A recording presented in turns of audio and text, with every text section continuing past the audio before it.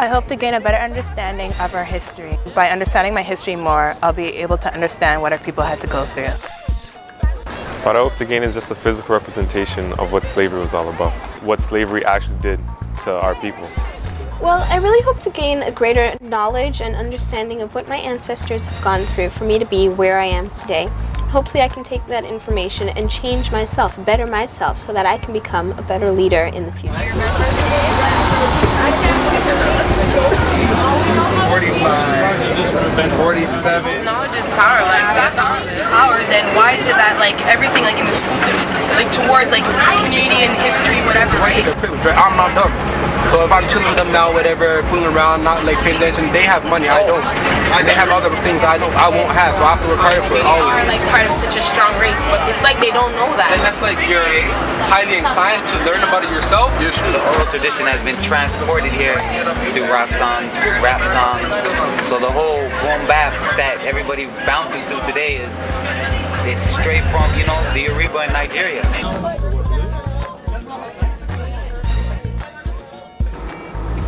Hold on, guys, please. 1 second.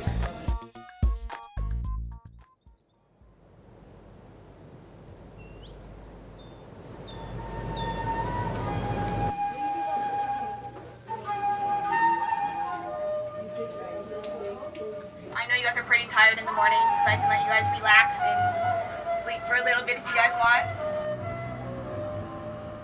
Before we go into our first site, I want you guys to really just take a deep breath, just kind of breathe it in, because you're now entering the Historical Museum of Josiah Henson. This is a man that suffered brutality when he escaped from slavery in the U.S. Go back in time. Think about what black people before you have experienced and sacrificed for you today. Josiah Henson in the 1800s can write not one, but 3 volumes of his autobiography. What can you guys accomplish?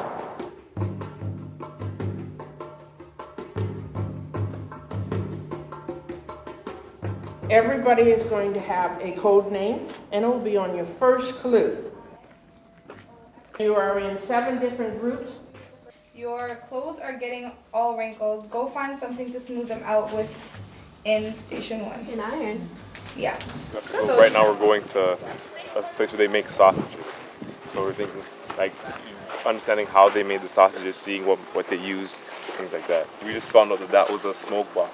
I'm really happy right now because I'm learning about my history and understanding what our people had to go through. So this is a really good experience. More work. Who are you? Careful. Remember, keep this side up. 26 hours later, a shipment arrived in Philadelphia. Over there after. And now you have white and black indentured servants, Native North American Indian slaves and African slaves, working side by side all day long, sharing the same slave huts at night.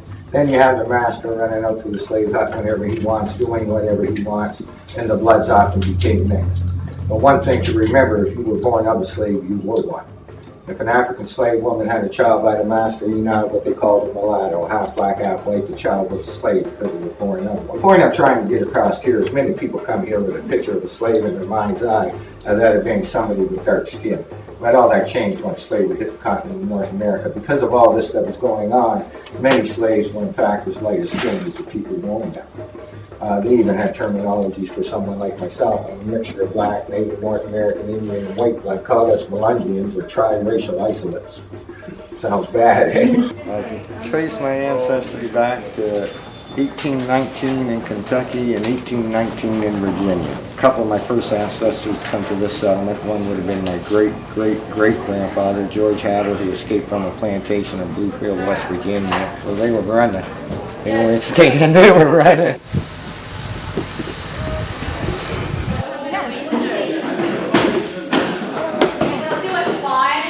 You can write it down on your slate. Ready? These men, Republicans from civility. These men, Republicans from civility. I'm asking you guys need to really have a different approach and a different perspective on the rights and privilege of an education and what that really means in clear terms for your future. You owe it to yourselves and you owe it to the legacy of African people because they didn't come here, they didn't escape the horror of slavery to be passing on to a generation of people who don't care.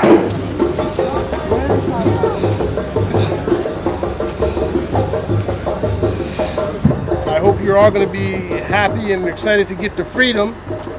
My name's Alan Walls, and I'm a great-grandson of the original pioneers that settled on this particular property back in 1846. So is everybody ready to get to freedom? All aboard! The Underground Railroad was the first great freedom movement of the Americas.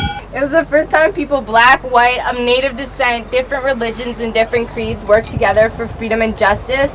And this brings us to the spiritual focal point of our museum, an actual fugitive slave cemetery. That large brownstone at the back is actually John Freeman Walls' headstone. He died in 1909 at the age of 96. Rosa Parks, she visited this land 14 years in a row with kids that she was teaching the way of Martin Luther King. So in her honor, we built this peace chapel. You guys feel free to walk through. What was that sound? Yo, come on quick over there.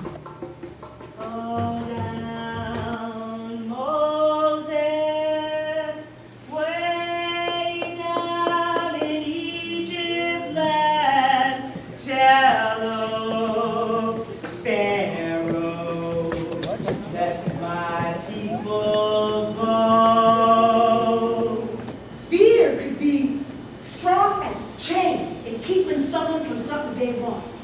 Fear of failure, fear of success, fear of freedom. I have the right to one of two things, liberty or death.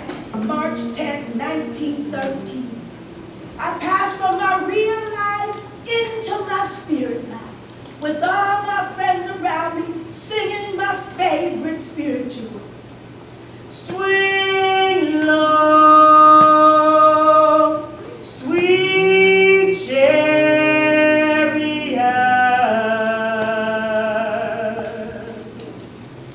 Now, time for me to be moving on. But before I go, I want you to listen. See what you want for yourself and don't be afraid to go after it. Never, ever give up on your dreams. Coming for to carry me. Martin Luther King and Malcolm X fought for our rights, but now we don't even care anymore because we do whatever we like. We drop out of school, we're in jail. Going back to the schoolhouse, I just realized, like, when I was there, it wasn't a joke back then. You were in shackles, in a bunk, and also that you would have to lie in your own waste. The brutality of it all is shocking. The raping, the crying, the whippings, the hangings, everything that our people went through shocks me.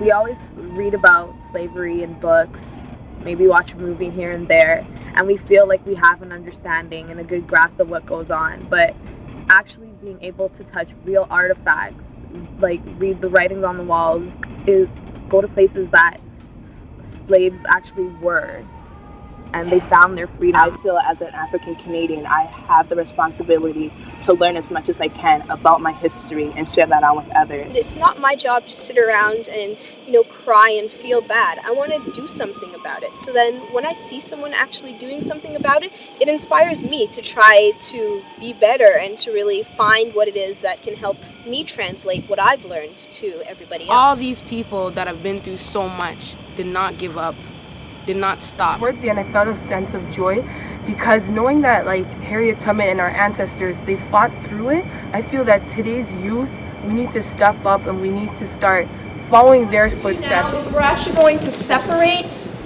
the males from the females, and Sherwin is going to work with the males through a rites of passage, and I'll be working with the females because there are things that are very germane to females and there are things that are germane to the males. We're going to be having some brotherly discussions today. This is an opportunity for us to remember the struggles.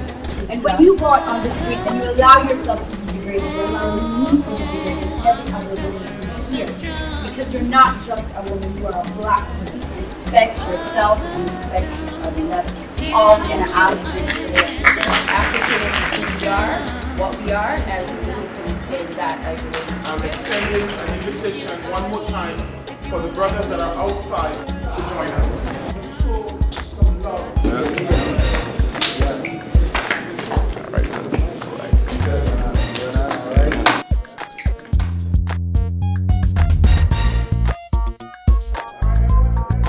My name is Massey and I'm strong. My name is Cordell and Sankofa.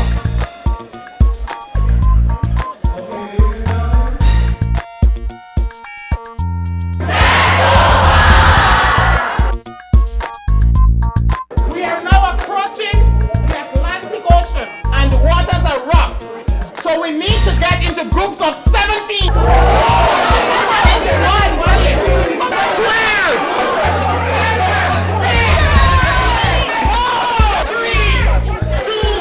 Mr. Secretary General, as I continue.